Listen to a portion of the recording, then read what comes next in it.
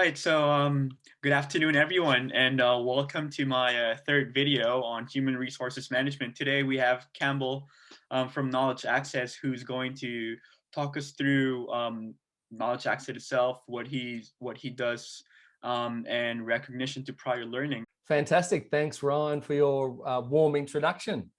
So as you said, I'm one of the co-founders at Knowledge Access. So Knowledge Access is a registered training organization.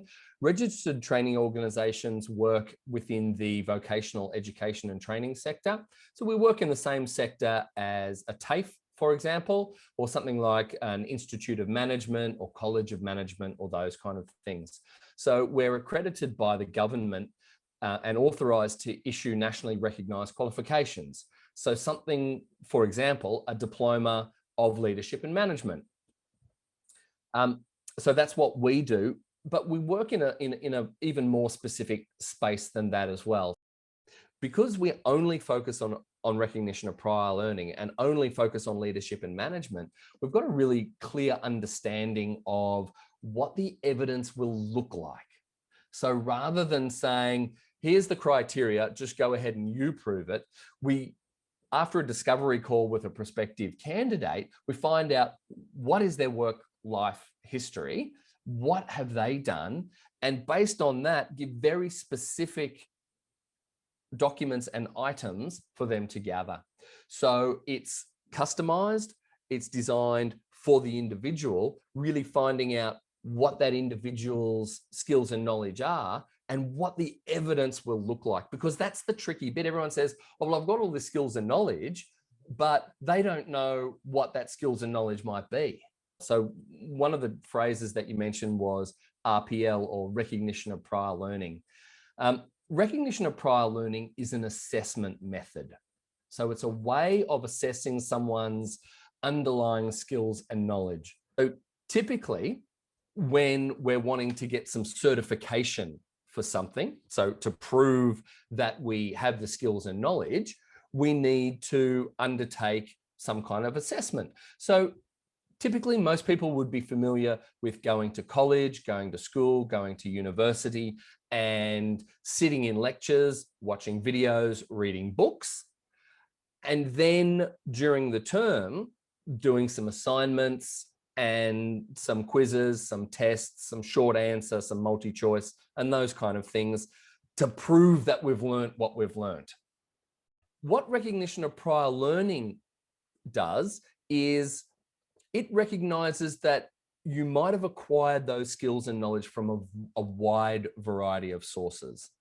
So for example, if you already have the skills and knowledge, rather than going to lectures and reading the books now in coursework and then doing exams to prove that you have those skills and knowledge, you can actually provide examples of your workplace documents, your workplace evidence to prove that you have those skills and knowledge. Yeah, so I think there's a couple of aspects to consider. So RPL, in the first instance, RPL is for people that are already competent. You know, they're strictly speaking, not learning anything new. So they already have a wealth of experience, skills, and knowledge. They might have undertaken various training programs and so on, but RPL is not per se about just learning something new.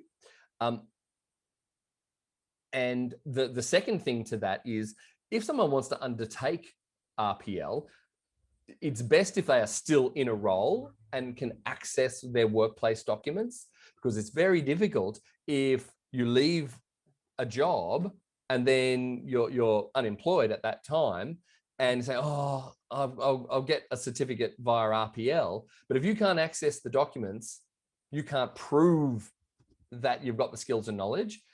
As you go through your work life, keep your personal portfolio together, because everything we do is evidence of something.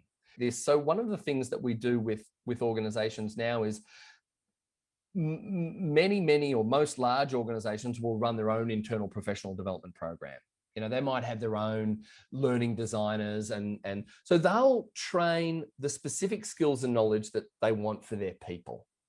But that doesn't mean that they can't then use an organization like ours to come in after that training and validate that training through recognition of prior learning.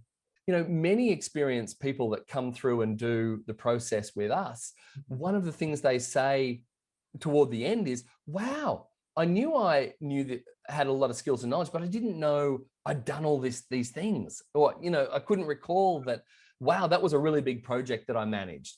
Or, wow, I really did help those people achieve their goals. And so it's a very cathartic experience as well, realizing, getting validated for, your work and your life.